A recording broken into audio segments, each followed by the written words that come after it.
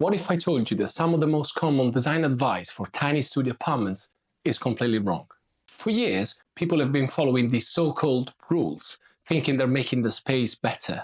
Well, in reality, they're doing the exact opposite. Today, we're busting 5 of the biggest myths around small studio apartments. The ones that could be ruining your space without you even realizing it. And trust me, you'll want to hear the last myth, one that even designers professionals like me sometimes get wrong. Ready? Let's go!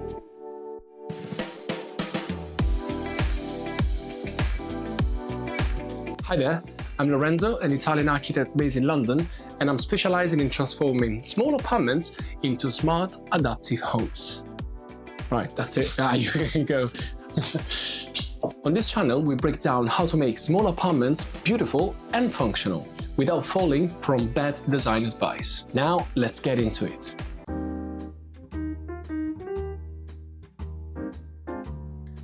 Tell me, how many times have you heard this?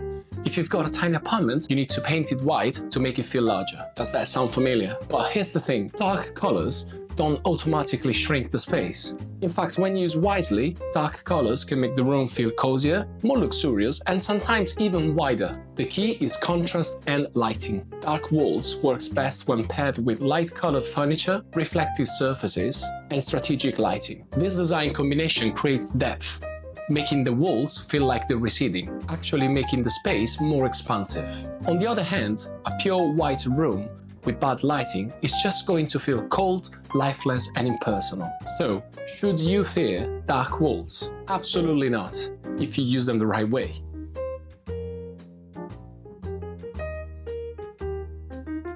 Minimalism has been sold in the past years as the only solution for small apartments. And while decluttering is great, the idea to strip everything down to the bare essentials is an absolute myth.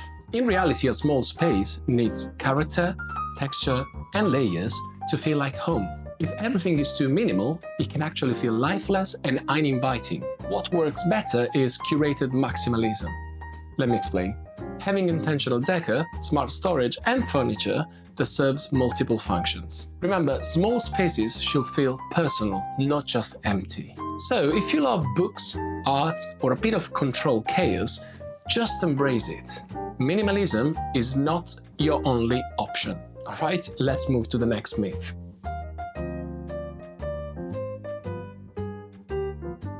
Loft beds are often marketed as the ultimate space saver for tiny apartments.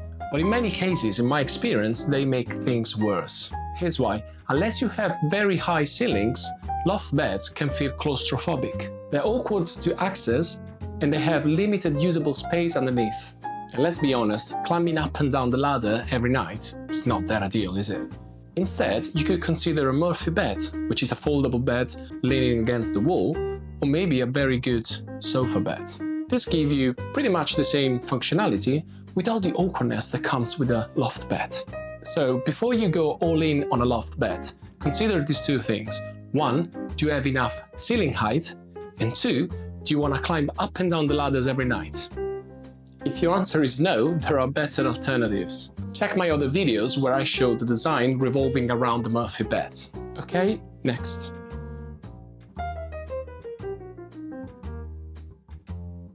Many people is assuming or believing that if you own a tiny studio apartment, you don't actually have the space for a large dining area, so you can't host dinners with your friends. But actually, with smart design and furniture, even the tiniest apartments can have a functional space for eating. The key is to choose the right adaptable furniture. For example, a table that folds away when not in use, or can be expanded to accommodate more people. So you don't have to sacrifice space for convenience. Some tables in the market, like the IKEA Norden, which I really love by the way, and I own as well, can be configured to accommodate up to 6 people. So please don't think about dining areas as a luxury. With the right setup, you can create a comfortable space for eating with your friends or partners, no matter how small your apartment is.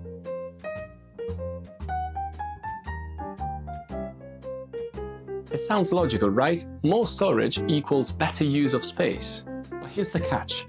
Too much storage can make a small apartment feel smaller. If you're stacking storage units everywhere, let's call them cabinets or wardrobes, You're not actually making the space bigger, you're just filling it with more stuff. The key is hidden, purpose-built, built-in, whatever you want to call it, furniture. Not just adding more boxes or cabinets. I really love to design built-in cabinets because they seamlessly blend with the walls.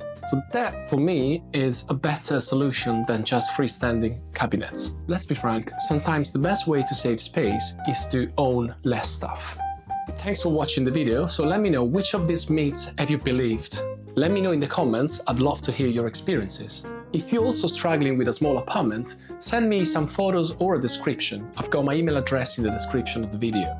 I would really love to redesign it. And if you enjoy design transformations, check out my other video over here.